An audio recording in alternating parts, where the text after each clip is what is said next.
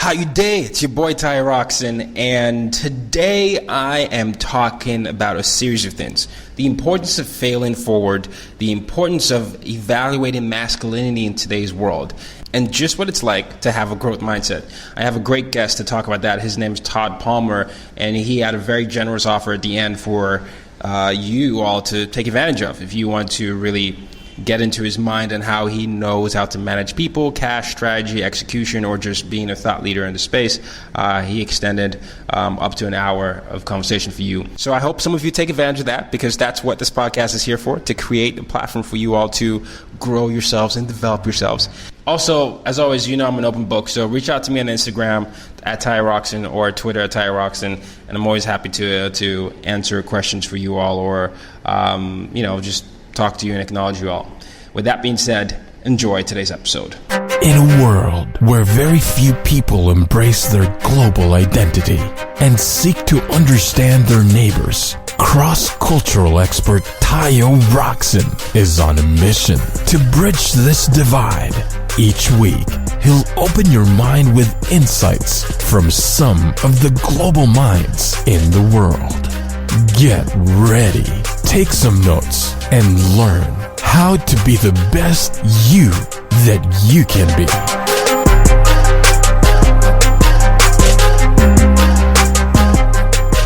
Welcome everybody to another episode of As Told By Nomads, and today's guest is Todd Palmer. Now, Todd Palmer describes himself as a chief rule breaker, but he's an entrepreneur, he's a CEO, he's an author, he's a speaker, and he's a business coach. He's very multifaceted. He's also run a 6-time Inc. 5,000 company, and we're going to be talking about different ways to develop a growth mindset, how to really make sure you're failing forward, and the importance of really being positive about your stories and your expertise. So I'm really excited, because within this man includes a lot of stories that I feel like would inspire you to get about and go about your day. So without further ado, welcome to the show. Thank you so much for having me. It's a pleasure to be here. Pleasure is mine. So you are like an onion. There are many layers. So I'm just going to peel back down to the youngest version of Todd, where you can start talking about those pivotal moments for yourself. When did you really realize that you were this chief rule breaker? Wow, that's a great question. It's funny. I'm part of a group called EO, the Entrepreneurs Organization, and we did an exercise one time many years ago where we talked about the first business we ever started. Yeah.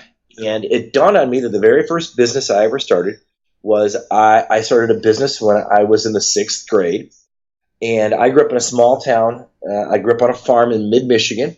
And we had one store, and that store sold candy. And I would go in the morning. My mom would drive me to school, and I'd go pick up candy.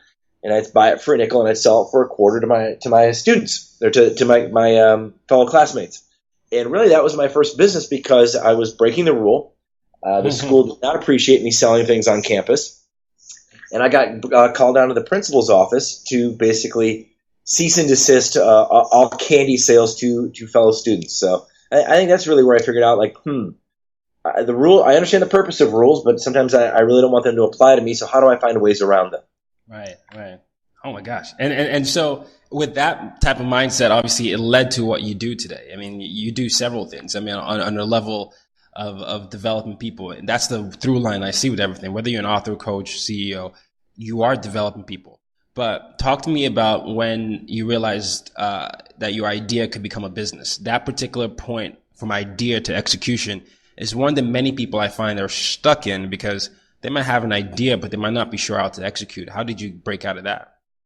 Well, the first thing I did was recognize that I was not a very good employee. I did better working for myself than working for others, which can be a very painful discovery, because I think, especially in my generation, we were taught that the key to happiness was to grow up, go to school, and get a good job. It wasn't to go to school or not go to school, to start or not start a business.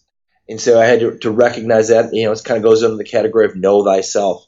From there, I wrote a business plan. The business plan required $140,000 in startup capital. As a 26-year-old entrepreneur, single dad, recently divorced, I was not a good risk for banks. And I eventually found a friend of mine who would loan me $15,000 so I could start the company, because $15,000 would basically get me through the first 90 days, and we would go from there. So that's, I I dialed back on what my expectations were. I dialed back on what I thought I needed versus what I absolutely needed. And I started my company for less than 20 grand. Wow. Wait. You said single dad at 26 though? No, I was technically I was a single dad at the age of 24. Well, okay. So I'm going to pause there. I just want to talk about that because first of all, that's relatively a young age to already be married and divorced. So how did that play a role into what you're doing today? Because that's a big responsibility, being a parent and all that. Yeah. You know, I absolutely being a father, I think is one of life's hardest. For me, it was at least one of life's most difficult jobs, especially doing it by myself. But also, it's been one of my most rewarding jobs. My son now is 27 years old. He's an accountant, and he lives out in Orange County, California. And he's become his own success story. But now without the challenges that go with that, and it really goes down to, you know, how do we as parents help our children grow up? I got custody when he was 2 and I was 24. So essentially, if you think about it from a real global perspective, it's 2 children, 2 boys raising each other. And it really helped shape a lot of the decisions that I made. It was one of the reasons why I wanted to be an entrepreneur, because I felt that I could control my schedule a little bit more working for myself versus working for someone else. And it then propelled me deciding to not just want to building a job for myself, but also to build a company and scale it up, which would allow me to provide hopefully a better life for him, because I was the only parent he had. Wow. First of all, thank you for that. That's a great admirable thing. I think, you know, parenting is, I mean, it's such an undervalued thing. People always say it's a thankless job or things like that, but it is such a fundamental and foundational skill set in building leaders. Just because you have an active role in molding and developing someone to eventually be a leader, and that is something I feel should never be overlooked. So, really, really, really appreciate you taking the time to do that, and I can see how that ultimately laid the foundation for what you do today. And so. Well, for me, it was really important to be a parent, because I think as men, society will often show us the opportunity to not be a parent. And the statistics point to that. And I remember my father passed away when I was 5 years old. So I was raised by my mom, a single parent. And I appreciated everything she did. She really, in my household, was both mom and dad. She encouraged me academically. She nurtured me emotionally. She encouraged me athletically in all those different areas. And I recognized how important her role was in my life. But I also, and she and I would talk about it, talk about how I missed having a dad. And when I was able to successfully gain custody of my son, my primary commitment to not only to myself, but foremost to him and to the world, was to be a dad first and an entrepreneur second. And that was always a struggle and a push-pull. And it wasn't always an easy way to go, but I wouldn't have traded it for the world. Yeah, and you also did something that's rare. I mean, in custody battles, it's not often that the man wins, right? That's the stat that shows that. There's a stat that shows that. Well, especially now, I got custody in 1993. Oh, wow. And I got custody in Detroit, Michigan, in Wayne County. And at the time, the data point showed less than 1% of fathers who fought for custody actually gained it. Yeah. So thankfully, the tide has turned a little bit. So now that hopefully the court systems view parenting not as a gender issue, but as a fit for the child issue. So I think that's shifted a little bit. But yeah, back in those days, you were 1% if you were that lucky. Yeah. Well, as a 1%er and someone who's raised a 27-year-old kid who's doing successful right now, I'm 28, and I'm turning 29 this year. So I definitely, I'm within your son's generation. Yeah, exactly. Yeah. And the thing that I see and within my generation is, I'm one that I do this thing where I say I want to help redefine masculinity in the 21st century, because I feel like there's a different version of masculinity that doesn't necessarily encapsulate the whole experience of what it is to be a man today, right? I feel like it's more multi-layered than binary stories that we've been told. And, I come at it from a very international background, because I am an international and I grew up in different parts of the world, but just seeing how masculinity has been portrayed recently, whether it's with several scandals recently or just you as a father, what do you see is the actual need for for telling masculinity stories the way they should be? Wow, I think that's a fabulous question. I give you credit for asking it. I've done several interviews in my 25 years in business, and really no one's asked me that question. Woo! So I give you credit for having the insight. And I think as a society, first of all, we have to remember, like you're articulating, we're in a global community. Whether, again, you're a parent, whether you're an entrepreneur, whether you're in business, or whether you're just concerned about our overall society. We are in a global community, and I think it would behoove all of us to take a global approach at how we raise our children. Just as importantly, I think it's important that we take a look at what masculinity means around the globe.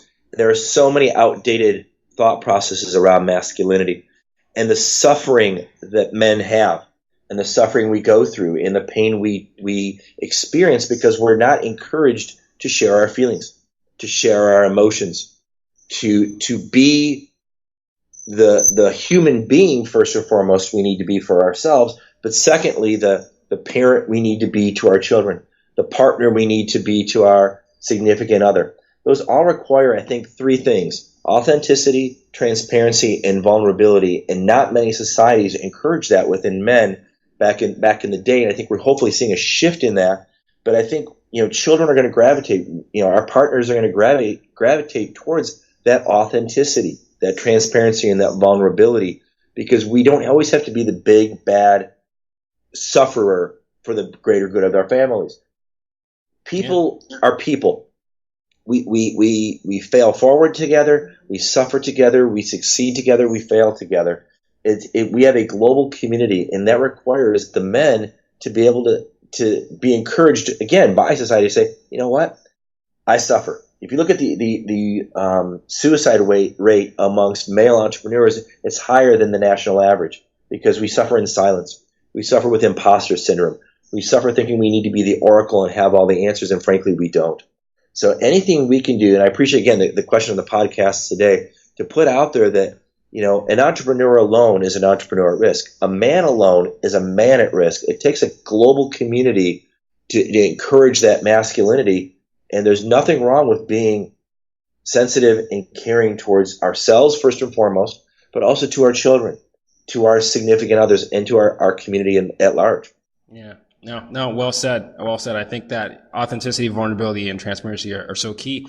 And the interesting thing with that is that parallels with you being a leader with your company. I think a good CEO is authentic, is transparent, and vulnerable at times even. And I think with your background, as we transition into the later stages of your life, you ended up running this 6-time Inc. It's 5,000 Inc. company, right? Basically, correct. Yes. A company that's listed on Inc. as one of the top 5,000 companies. And then you fired most of them. So most of your employees. So talk to me about what that felt like to be recognized for 6 times, and then why you felt like you needed to fire almost everyone there. Well, let me back up a little bit. In 2006 is when I let everybody go. The company was $600,000 in debt, 60 days away from running out of cash. As the leader, I was definitely suffering from imposter syndrome and borderline depression. I wasn't doing the things that I needed to do, which allowed the employees, which encouraged, a dysfunctional, toxic culture. We didn't make our first Inc. 5000 until 2007. So we really became successful once I leaned into the uncomfortable and I made those changes on the staff. So we changed the staff first, and then we had the ride of success.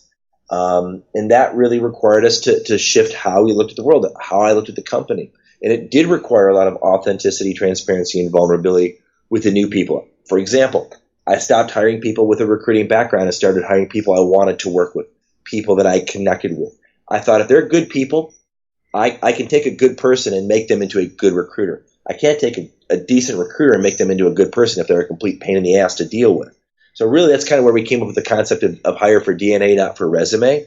And once we pivoted that way, that was one of the big stepping stones in helping us make the Inc. 5000 a Michigan record 6 times. Wow. Hiring for DNA and not for resume. You're full. I can tell that. I mean, you're like a quote machine. This is amazing. So when you hire for DNA and not for resume, how do you pinpoint what that DNA is like? Well, the work I do now with my consulting practice, Extraordinary Advisors, is I help companies figure out what their DNA is.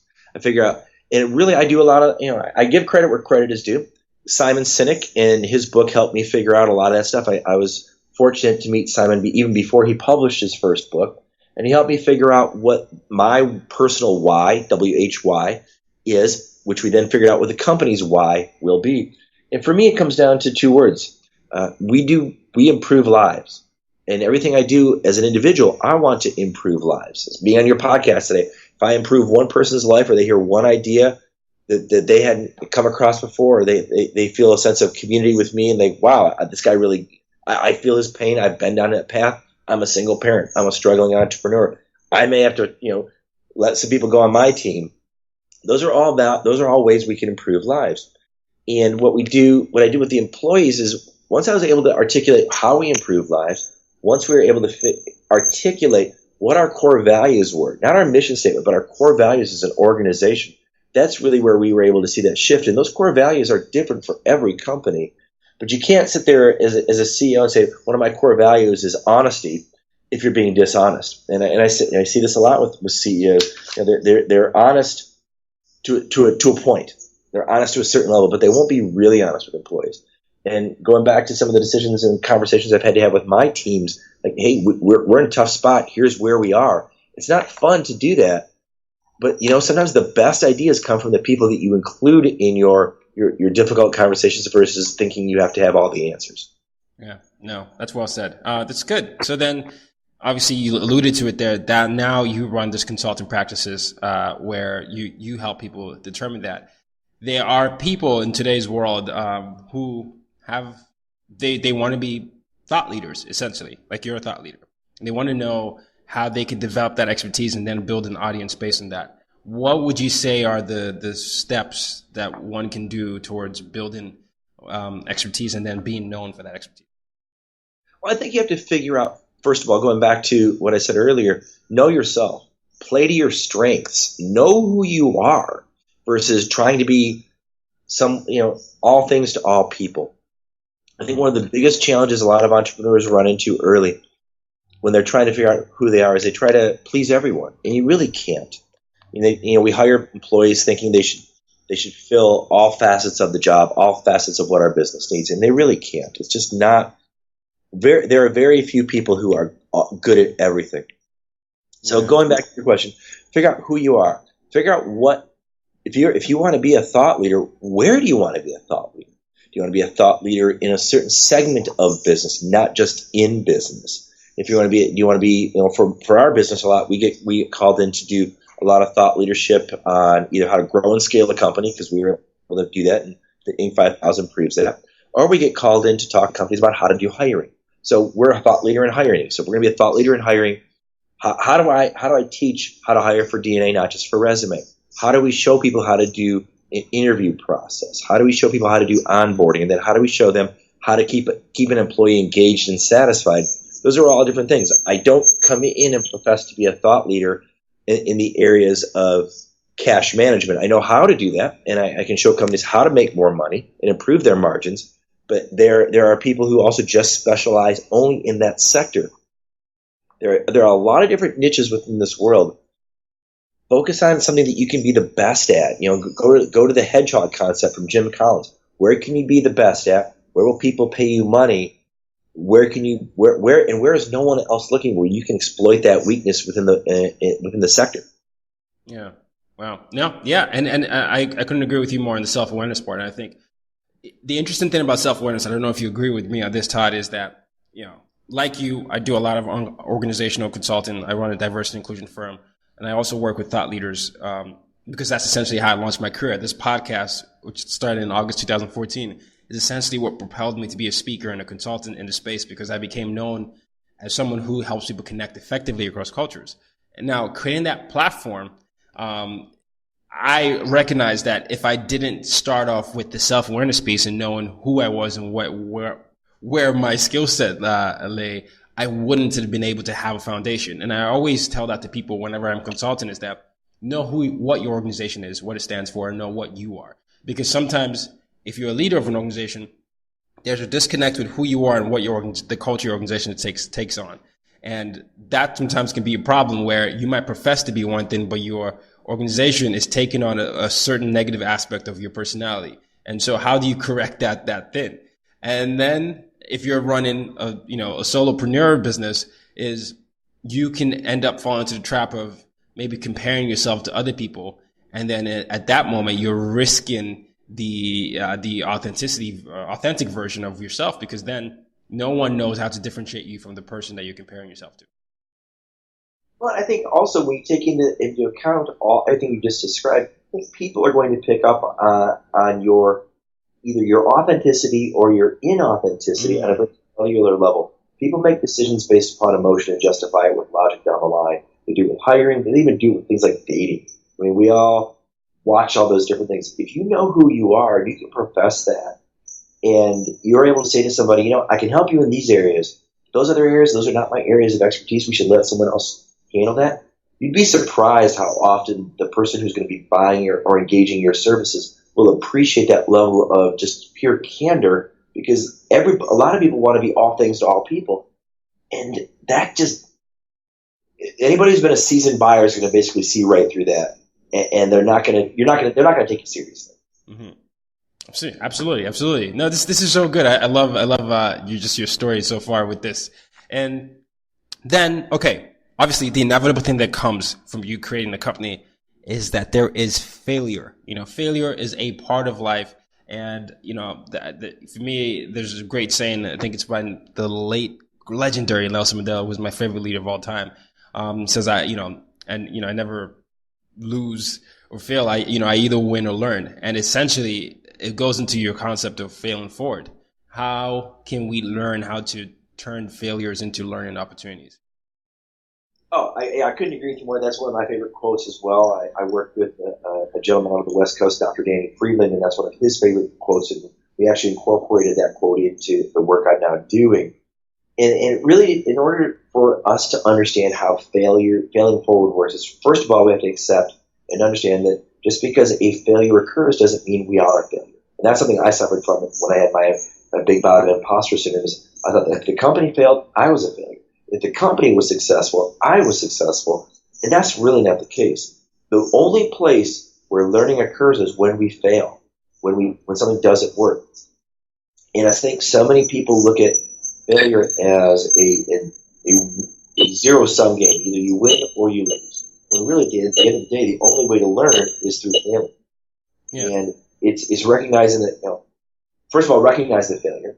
Shift your mindset. Second step is to shift your mindset around it, recognizing that it's part of the process. So it's going to happen. When you fail, create a new strategy. That's the third step. Fourth step is execute against said strategy. Find out, get feedback. Fifth step, get feedback. Is it working or is it not working? And iterate through that process. Failure is going to continue on. Learning is going to continue on, whether, again, as a parent, as an entrepreneur, as a solopreneur, and just as a person in everyday life. You're going to have those days. You're going to have those experiences. As you iterate through it, then you can shift your strategy, change your execution. You can get different feedback, and that's life. That's how the process goes. And it's frustrating. I just did a speech in Toronto where I laid that whole concept out. I had a 9-year-old boy come up to me afterwards, and he thanked me for teaching him something he had never heard before, something he had never learned before. And he actually drew a diagram with 20 blocks that he wrote on a piece of paper with the letter F in it for failure.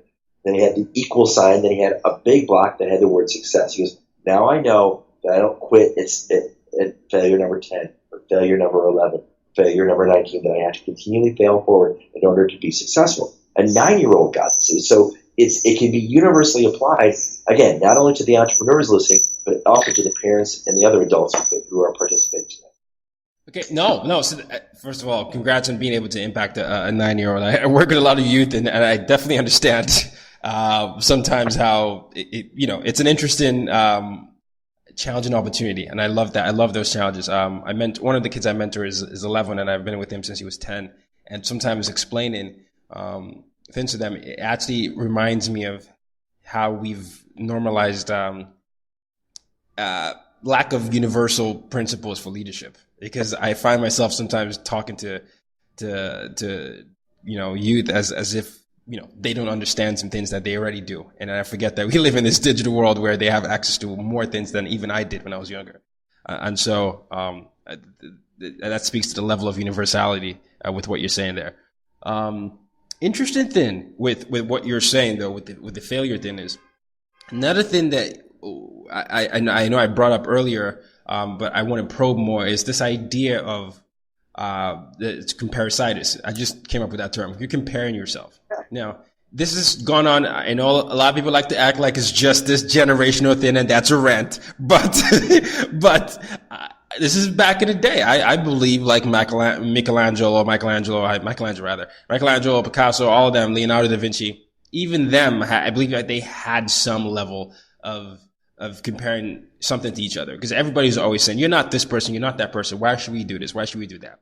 That particular thing, even though fundamentally we know it's not a good, a healthy habit to have, it is something that does happen, just like failure does happen. Now, when you find yourself doing that, I wonder if you have some actionable steps to remind yourself about the importance of recognizing individuality, because it is a very important skill to be able to separate yourself from another person, but also, just develop yourself. I couldn't agree with you more. It is definitely a challenge. I still play baseball at my old age, and I try to play competitive baseball around the country. And sports is one of the greatest microcosms to compare yourself to others, as well as to compare yourself to yourself. And I've got a chance to spend time with professional athletes, and I talk with them how they handle comparing themselves to other successful people. How does Miguel Cabrera compare himself to Mike Trout? People like that. Right. It's really interesting for me to hear that they recognize and realize that the real world doesn't lend itself to everybody gets a trophy thought processes. Yeah. Because they recognize, especially in the athletic world, that everyone's not created equal, and that's okay.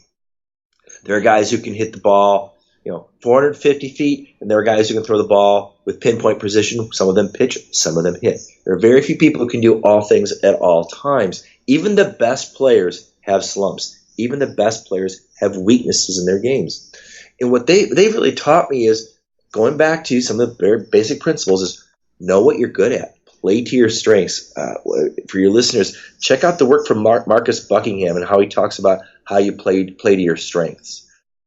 We all have unique abilities. In our society, unfortunately, this happens a lot with parents. We'll try to get kids and young people to focus on their weaknesses. Improve your weaknesses, improve your weaknesses, improve your weaknesses. Well, what if we improved their strengths? One of my favorite speakers who's become a friend is a guy named Dr. David Rendell. And he has a book out there called The Freak Factor. And the whole book talks about how not only as entrepreneurs, but as parents of children, we can work with kids and entrepreneurs to get them to play to their strengths. The last thing you want someone to try to do is to improve their weaknesses and ignore their strengths. Not everybody's going to be the world's greatest whatever, but they can be the very best version of themselves. So going back to your question, the actionable items, it's to recognize that you're not going to be great at everything, and that's okay. It's that part in that ability within your mindset to say, I really did the very best that I could. I learned this, and this from this thing that didn't turn out the way I wanted it to, and here's how I'm going to fail forward. And if I continue to do that, and I recognize this is part of the process, do I ever really truly fail? Because if I never fail, then everything I do is a success. Now, it takes a lot of mental discipline to do that. But that ability to do that ability to demonstrate self-compassion and self-care for one's mind will get you through just about any difficult situation you're going to go through, especially as an entrepreneur where we make, important decisions with 30% of the information, 40% of the information. You're never, ever going to have 100% of the information.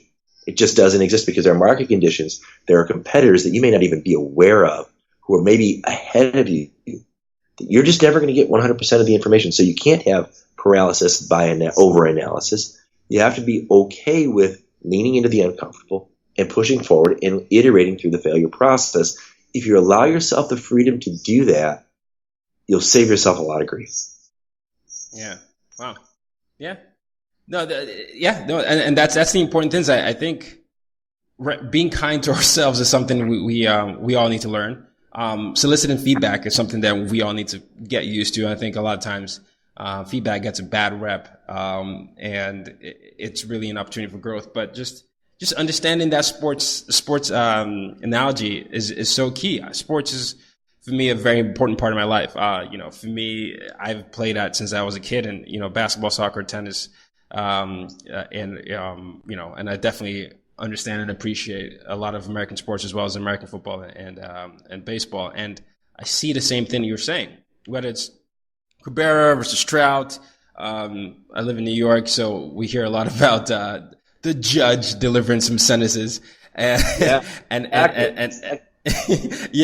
what's going on, with that. But basketball, my sport of choice, for example, you hear a lot about LeBron James versus Michael Jordan, right? You hear a lot about all the Kobe and all the the greats before. There's always this comparison thing where a lot of athletes sometimes use it as a chip on their shoulder, and sometimes they crumble under the pressure because they feel like they didn't live up to that. And in that process, they don't develop themselves. And it's an interesting way. I think it's an interesting microcosm of life where if you're able to learn how to start to take positive things out of certain perceived negativity, you will ultimately grow, and you wouldn't give as much power to, other people's negative opinions of you. And that really requires a lot of nourishment of self. And that's just a lifelong thing. So since you're a basketball guy, I'd like to give you this gift. I have a photo hanging in my office. I'm actually going to read it to you verbatim. And it's a photo of Michael Jordan. And it quote unquote says this: "I've missed more than 9,000 shots in my career. I've lost almost 300 games. 26 times I've been trusted to take the game-winning shot and I missed. I've failed over and over and over again in my life, and that is why I succeed." Bam. Yeah, I love that quote. And I've seen that so many times, but that is just what life is, right, Todd? That's exactly what it is. And you have essentially 6 jobs where you essentially work with people from different parts of the world. You did the most important job as a father. You saw it with your son. You've seen it with your companies. You see it with the people you consult with. We live in a world where, internet is becoming a fast way to create platforms. But I love how you are reminding people that the fundamentals are still the same, which is that radical self-awareness and developing such a growth mindset where you're able to be in a state of continuously learning, no matter how dire the situations may be. And one of the reasons I love Nelson Mandela, and everybody, I know the podcast people are always probably tired of me talking about Mandela and Oprah because they're my 2 biggest influences, but he spent 27 years in jail. I'm 28. And if he can come out of 27 years in jail and in this latter part of his life be considered one of the most fundamental influences in the 20th century and part of the 21st century, in the latter phases of his life after being in jail for that long and, developing himself there, what's to say what we can do, no matter what life throws at us, right? That's just an example of that. Absolutely. I mean, he was in a 10 by 10 cell, and the only control was his mind. Yeah. And you could lose your mind, or you could do what he did where he continued schooling, he developed himself, he changed his approach where, initially, what led him to jail was some of, they said they were saying it was a little radical, but he was just standing up for his beliefs. But still, he then started to educate himself and other people. And then, his approach to come out of jail and not necessarily put the people that put him in jail and just go back. I'm going to send all of you back and just say, hey, why don't we work on reconciliation and forgiveness and stuff like that? That's such a radical approach to what the world would have expected him to do. And that takes a lot of, growth. And that comes from developing yourself on purpose. So, I don't know, I could go on and on about him, but so I love that you do that as well with your company. Well, I think Mandela is an inspiration for all of us. And I think this is a quote that I saw attributed to him, and it ties into your point of resentment, to get revenge upon others.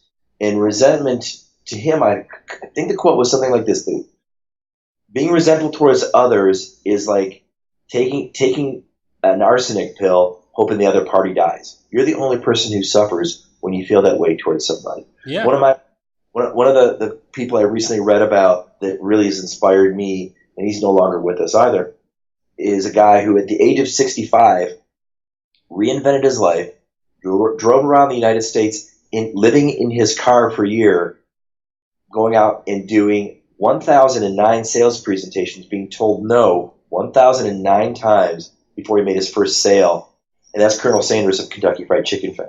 I mean, I can't imagine going out, living in your car, driving around the country at the age of 65 after your restaurant closed, selling your chicken recipe, being told 1,009 times no before you get your first sale, and boom, within 10 years, he has 600 locations.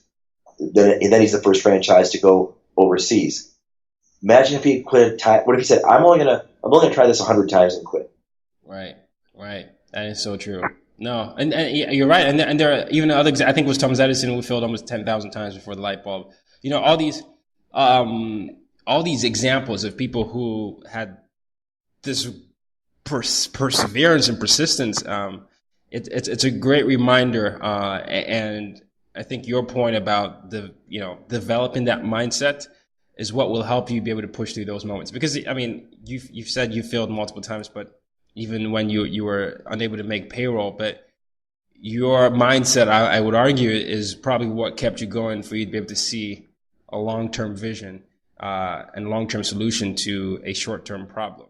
And the ability to separate long-term versus short-term is a rare thing that we teach in today's schools. It's like, okay, this is happening now, but in the long term, me doing this, it will ultimately improve my life.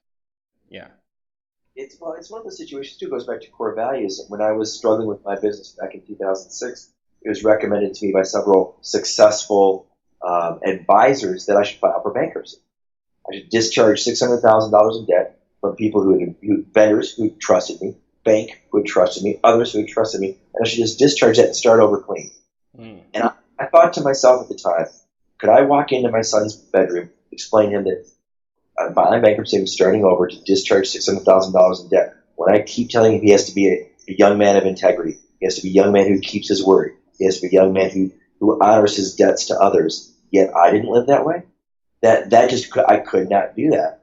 And, thankfully, the company we were able to turn the business around, up all of our vendors and bank in full, and go on to have a nice run of success. But for me, the core value, the core driver was I couldn't look my son in the face and tell him that I behaved in a disingenuous way, and I went against what I told him he should be and how he should behave.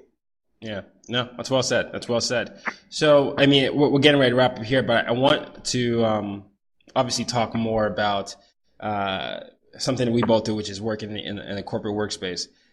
Do you believe that is an employment problem? I think on one of your podcasts I was listening to, you were talking about, I think you said there was something that's actually causing the unemployment problem. It might have been on the Less Doing More podcast. I was doing research on you. But can you talk more about that? Yeah, well, there is definitely a battle for talent. And the battle for talent ties into several data points, and they're really simple. First of all, we have a country that's running at full employment. We're at 4% or less. So that's the first part. Second part is you've got your baby boomers that are leaving the workforce, and they're our largest population piece regardless of employment or non-employment. So you got a bunch of people leaving the party. You got your millennials who are supposed to be coming into the party to replace the boomers in the employment sector. Interesting subcategory to that unemployment number is millennials have the highest per capita unemployment sector at nearly 13%. So the country's at full employment, but our next generation is the highest unemployed group. Factor in, so you get the opposite ends of the spectrum. You got the boomers leaving the party, the millennials not entering into the party, so you've got the room where the party's being held. And that's your area of what we call labor participation. And that labor participation number is at a 45-year low. So at the end of the day, people are leaving, people are not coming in, and the people in the room are the lowest number in 45 years in your lifetime are not even choosing to work. So yes, we've got a battle for talent problem, and it's not going to go away anytime soon. Yeah. So then what do you think it's causing it? Oh gosh, it's we've got, it's interesting, regardless of whether you're, whatever side of the aisle you sit on politically, both sides saying we want to bring in more jobs. We've got plenty of jobs. We don't have plenty of people. We don't have plenty of trained people. I argue one of America's largest exports is our education. People send their kids here to be educated. Kids want to stay, and They want to work in the sectors they've been trained in, whether it's accounting, whether it's nursing, whether it's skilled trades. It doesn't really matter. And we don't provide them an opportunity to stay and do the work.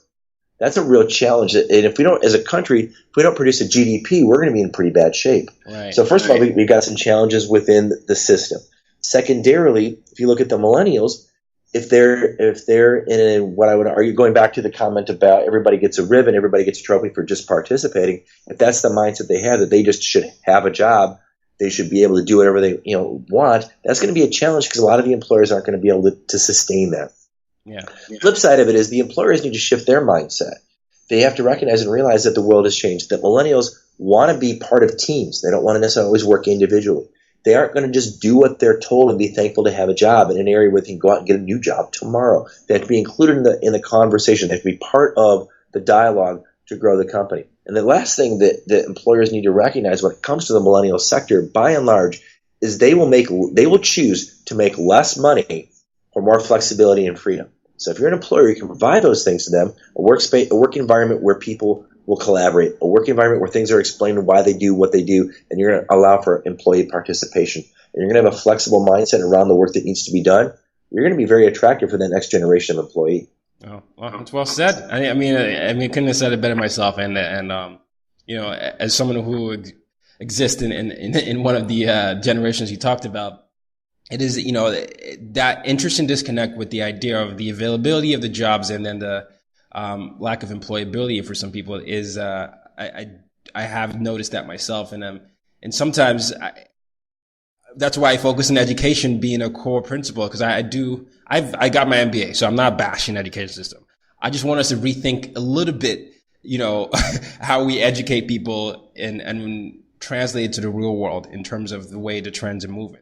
Because I remember when I was getting my MBA and I was the only one that was entrepreneurial in my entire class. Everybody was finance, and I remember just dreading to myself, I was like, oh my gosh, if I go and get this job that everyone expects me to get, I would not like myself. Because it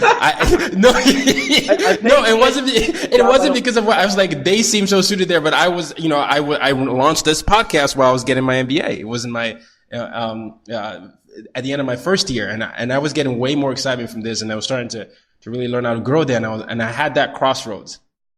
Go to get the job at Deloitte or Accenture, or figure out how to do something with this podcast. And I made the difficult choice that baffled my parents and people around me not to go on any of the recruiting trips, even though I was going to school. So I didn't go on all the recruiting trips to go on to get these jobs, and I focused on this. And for the first few years, it did look like they were right. Like, this is a crazy individual who has this opportunity.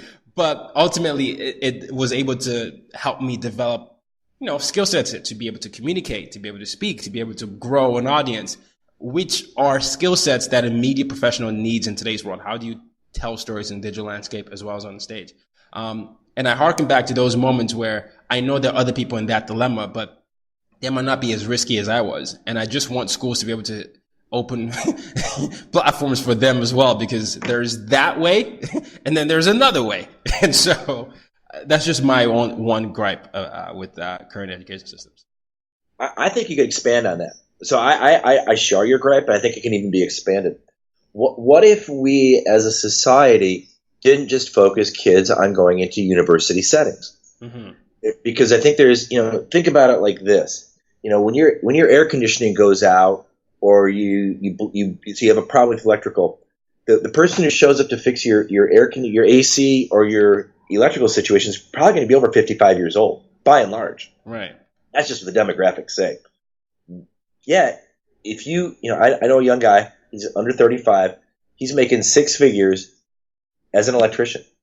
He sets his own hours, he works when he wants to work, he makes great money for him and his family, and he doesn't have the hassles, headaches, and problems that someone who works for Deloitte might have. The stresses, the 24/7, 365 mentality, which I know people are great at that, and there's a need for that. There's also a need for somebody to come in and take care of your electrical, to fix your AC, to weld, to machine, to do construction, to make something.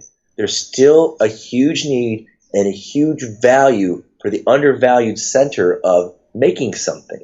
And if we can take kids, figure out, going back to what are your unique abilities as a human being, not everybody's going to be as articulate as you are. They might be more introverted, and that introverted person may just want that ability to sit and work on a project. I have a friend of mine. They're in the home cleaning space of all things, entrepreneurial. In talking with them, they talk about how much just joy they get out of walking into a dirty environment and making it clean, and they love the accolades and the attaboys they get from the person who did that. Now, I don't want to go clean my house. I give them credit for it. So I recognize that they have a very unique reward from the work that they do. They see the world differently than I do. And you know what? That's okay. There's a need for all of our skill sets. Not everybody needs to necessarily go to a university. There's a lot of opportunities for people that they can just learn a trade or find a way to take what they do best, things that they enjoy the most, like you did, and make a living at it. Yeah. First of all, thanks for adding that, because that is the key thing there. It's there are certain narratives that we've been told that are the only ways to grow. And, you can't apply industrial revolution standards to digital age standards. 21st, even there's a big gap between the 20th century and the 21st century. And you have to open the room for more narratives and have more than binary conversation about what is considered success. Because even with people like the individuals you mentioned, the only stories we hear about those people in the big trades are when they make it big. And the other ones that are still successful, but maybe not millionaires, you don't hear their stories. And so it looks like, oh, it's this anomaly. And there's no one else in the middle. And so everyone else there thinks like, well, that's the 1%, and I'm not going to be able to find anyone to relate to. And I think there's such a dangerous problem with not telling those type of stories, because every single individual can have a marketable skill today, whether it's writing. People make money gaming. If you had said that in 1989, someone would have looked at you crazy. With the year I was born, that you could make money gaming or YouTubing. There's about to be a big boxing match with the two of the most popular YouTubers, and they have marketed it the way normal boxers would have done it, and they're able to make money the same way. And it's just about understanding yourself, understanding what the appetite for the world is in your niche, and then giving them that value. And we have to do a better job of saying, if that's what you want to do, these are the skill sets you need to have, and these are the platforms that exist for you to do that. Absolutely. So it's so funny. When I started my company in 1997. The internet had basically just been invented. Mm-hmm. Now, you couldn't start a recruiting business without using the internet. When I started the recruiting business, we didn't even have it as a tool. And that's less than 30 years ago. It's amazing how much the life is changing. And if you listen to thought leaders like a Peter Diamandis and other folks like that, the way we learn and how many data points we receive and how quickly that our society is going to have to iterate, it could be a little overwhelming, but incredibly exciting at the same time. Yeah. Well, I could talk all day, but Todd, we do have to close soon. So please tell us where we can find out more about your work, because obviously I'm sure anyone listening is thinking they can learn a lot from you, and even more about you. And so how can people work with you, and where can people reach out to you? Oh, well, thank you so much for the opportunity. I had a great time talking with you today. I think we've had a lot of great conversations. Hopefully people found value in it. And what I'd like to do to your audience is I'd like to offer them the opportunity, if they heard something they like today, they want to have a 1-hour free consultation with me, they simply have to go to my website, extraordinaryadvisors.com, fill out the information page. My person, Kelly, will contact you, get you on my calendar, and we can have a conversation about business, about mindset, about hiring, whatever is important to you as a listener of the podcast today. I'd be happy to give you an hour of my time for free, because it ties into me and my values of improving lives. And I think of all the people through the course of my time in business and in life who've helped me grow as a human being, grow as a father, grow as a man. This is my chance to thank them for helping me pay it forward. So, yeah, go to extraordinaryadvisors.com. I'm happy to get you on my calendar to have a conversation. Love that. Thank you.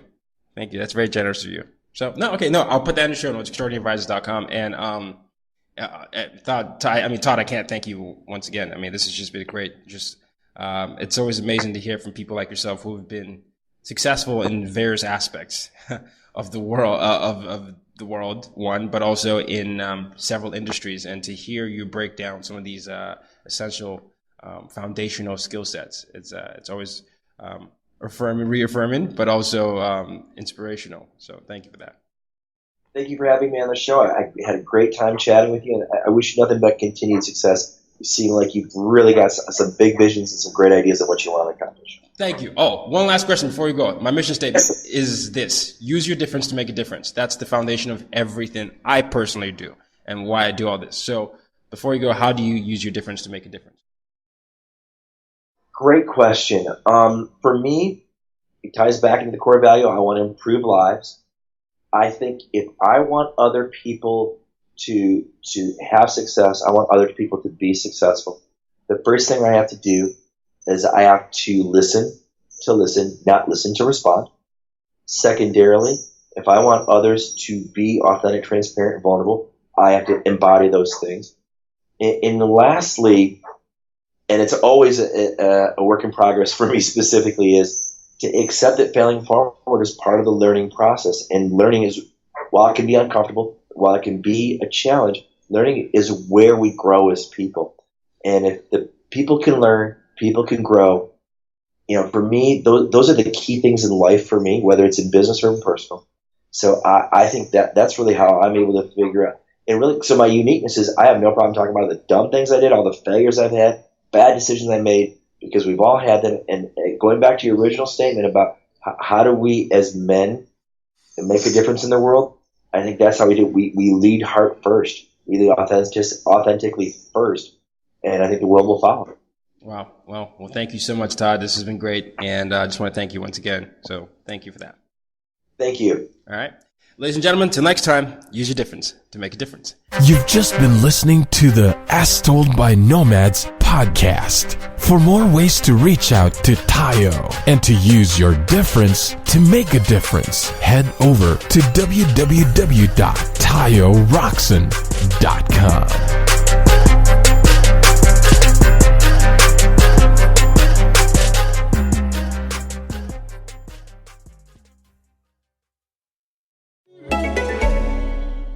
This is Acast Recommends. Every week we pick one of our favorite shows, and this is one we think you're gonna love. I'm Molly Hockey. I'm an actor, writer, comedian. I'm 40, I'm single, and I'm trying to get pregnant, so I started Spermcast. I interviewed potential sperm donors, doctors, witches, scientists, surrogates. I did hilariously awkward home inseminations. I got pregnant. I had a miscarriage. I laughed. I cried a lot. I got sperm from a sperm bank and started fertility treatments. Now here I am in season 3. If you're pondering motherhood or in the thick of trying to get there, or if you just like comedy and watching a woman lose her ever-loving mind in real time, subscribe now to Spermcast.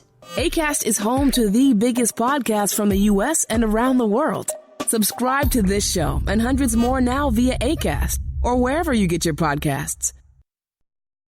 Right. So let me just paint a quick picture here so that you can kind of see this in your mind as everyone's listening.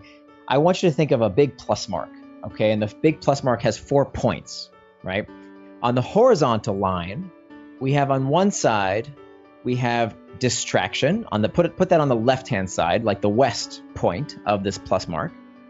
And the opposite of distraction, what goes on the east side, the other side of this horizontal line, is not focus, right? The opposite of distraction is not focus. The opposite of distraction is traction. Traction and distraction come from the same Latin root, trahare, which means to pull. Now you'll notice that both words end in the same 5 letters. A-C-T-I-O-N, which spells action.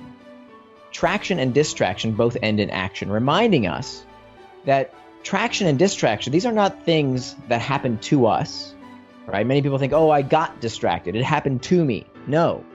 Distraction is an action that you took that pulled you away from what you wanted to do. So traction